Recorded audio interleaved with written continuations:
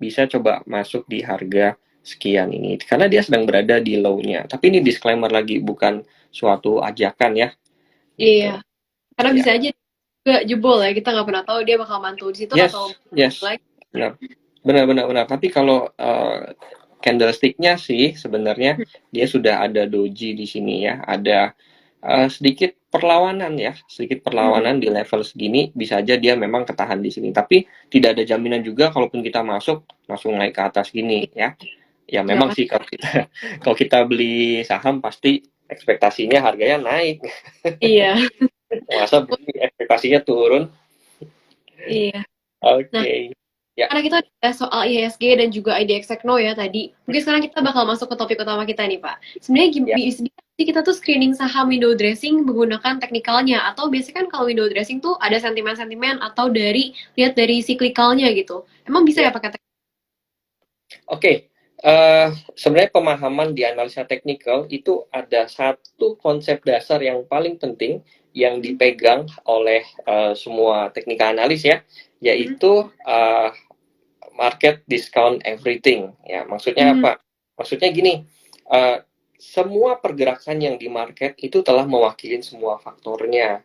Jadi apapun. Jadi kita dasar pemikirannya sederhana.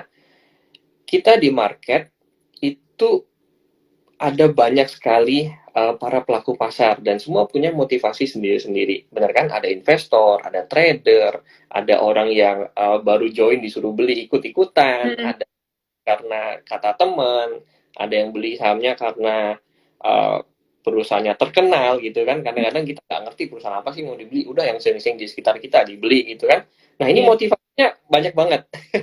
Ada juga scalper ya. Jadi iya. kita itu semua motivasi semua orang ya itu semua jadi satu campur aduk di market. Nah, tinggal lihat Hmm, mana yang menang gitu. Jadi misalnya ketika kita lihat oh Goto turun, kenapa ya Goto turun ya? Padahal kan Goto kita perhatiin juga nggak semua trader, nggak semua iya, investor ya. Nah, di situ ternyata kita lihat, oh ternyata Goto turun mungkin karena sentimen marketnya yang kurang bagus ya. Atau kita lihat perusahaan lain seperti mungkin BMRI loh, BMRI kok turun, kok jatuh ya kan? Kok sampai kemarin udah nyampe all time high-nya dia jatuh. iya. Padahal labanya naik, perusahaannya baik-baik saja. Oh, ternyata memang karena kena aksi profit taking ya, karena udah ketinggian Dong. dianggap mungkin gitu Hmm, ya. Nah, jadi semua motivasi ini akan campur aduk jadi satu. Nah, apa hubungannya dengan window dressing? Jadi ini, window dressing ini kan uh, saya bisa bilang seperti sebuah asumsi market kalau iya, perusahaan ini akan melakukan ya dia dicantik-cantikin padahal kita nggak ngerti juga dicantikinnya kayak gimana ya kan. Jadi saya melihat window dressing ini sebagai sebuah sentimen pasar kalau oh secara historis dia naik nih gitu. Tinggal sekarang sebagai seorang technical analyst kita sebenarnya tinggal realistis aja, kita lihat what actually happens in the market. Kalau memang turun ya udah berarti karena memang konsensus market ya dari segala macam pelaku pasar memang memutuskan ya dalam tanda kutip betul. voting ya, voting kalau ternyata memang harganya turun. Jadi seperti itu ya.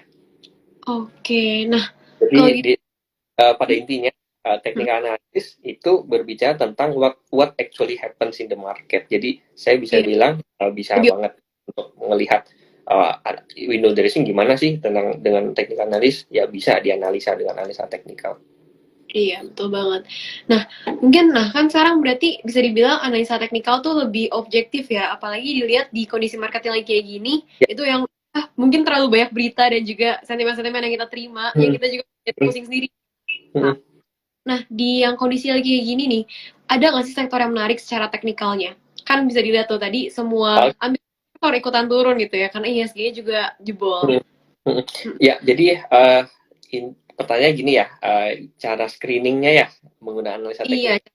iya. Hmm, Oke, gini, kalau cara saya untuk menganalisa teknik, cara screening itu saya caranya cukup sederhana sih. Saya nggak punya teknik khusus atau seperti apa.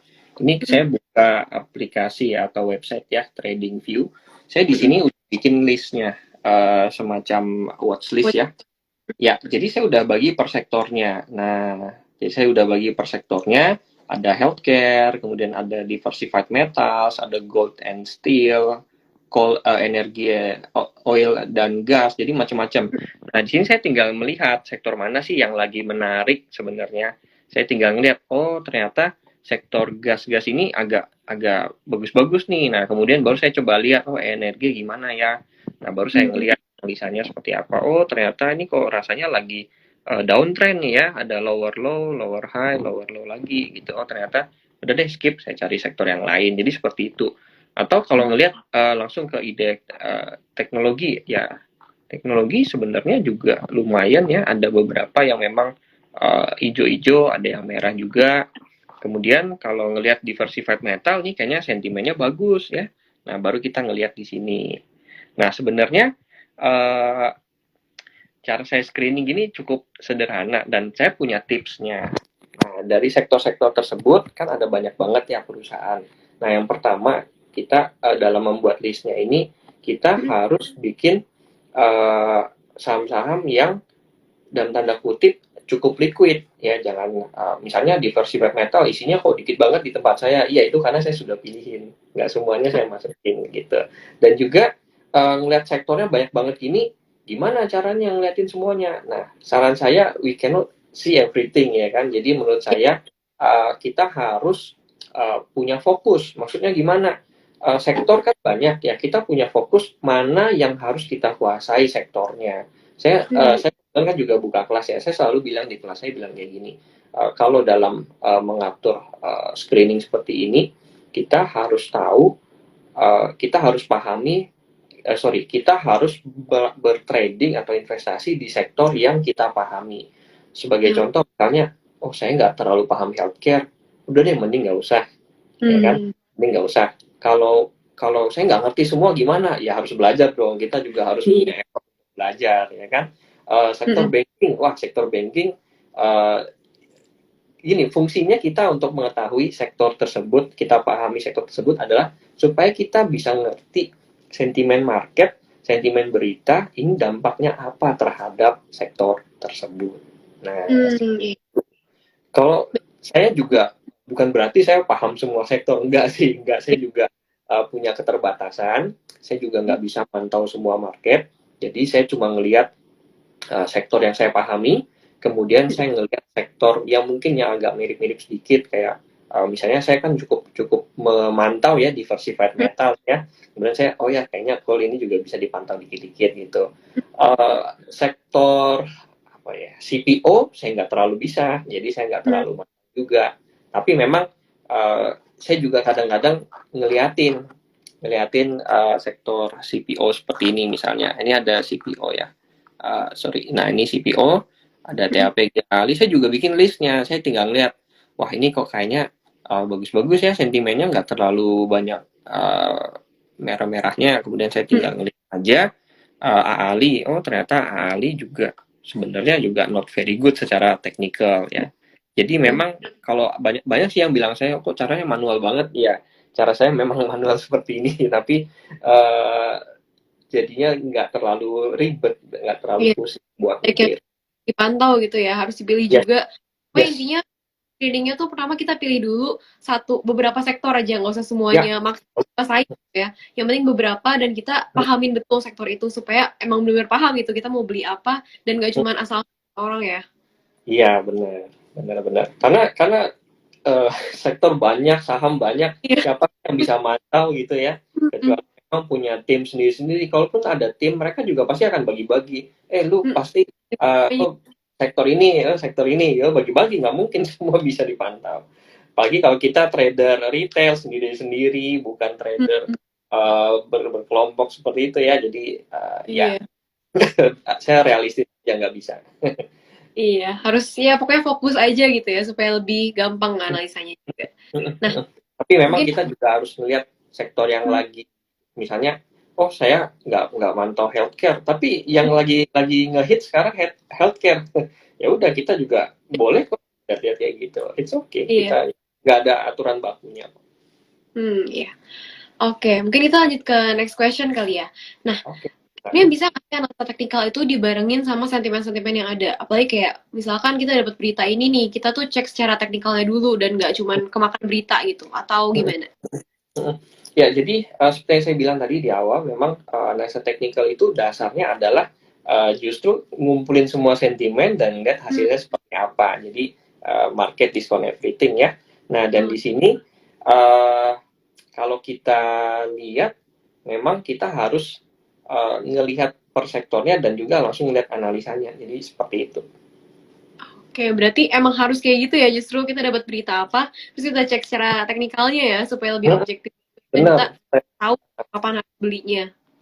Iya, jadi memang harus lebih memfilter ya. Jadi makanya gini, Hmm. kita sebagai seorang trader, kita juga harus punya bekal ya. Kayak ibaratnya kayak kita mau mau pergi ke market tuh kayak mau pergi perang, kalau nggak ada bekalnya, mau jadi apa nanti di market gitu ya. Jadi memang saran saya harus memperdalam ya. Saya nggak bilang harus analisa teknikal ya. Sebenarnya analisa teknikal teknikal pun itu salah satu senjata. Hmm. Boleh kalau kita misalnya mau fundamentalnya, fokus ke fundamental, it's okay. Ada yang fokusnya market maker ya, senang dengan bandarmologi, itu salah satu senjata juga menurut saya, ya, not bad ya kan. Mungkin ada yang senang melihat asing ya, mau suka nggak suka, kita asing itu modalnya besar, bisa mempengaruhi pergerakan saham ya kan. Jadi juga Hmm. kita harus bisa juga pakai gitu. Jangan sampai gini, kita nggak ngerti apa-apa, kita terjun di market dan kita ngikutin omongan orang. Nah, itu yang Hmm.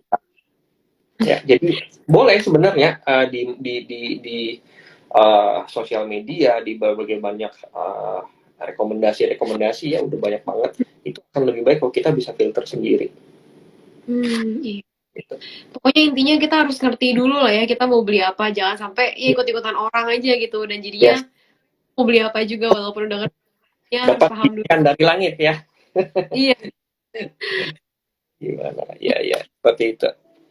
Oke, nah karena Oke. kita soal mungkin udah sempet kesenggol-senggol dikit sih soal kesalahan yang biasanya orang-orang lakuin, terutama di analisa sahamnya. Nah, tapi ada nggak sih kesalahan-kesalahan yang biasanya orang lakuin saat mereka tuh analisa saham buat window dressing?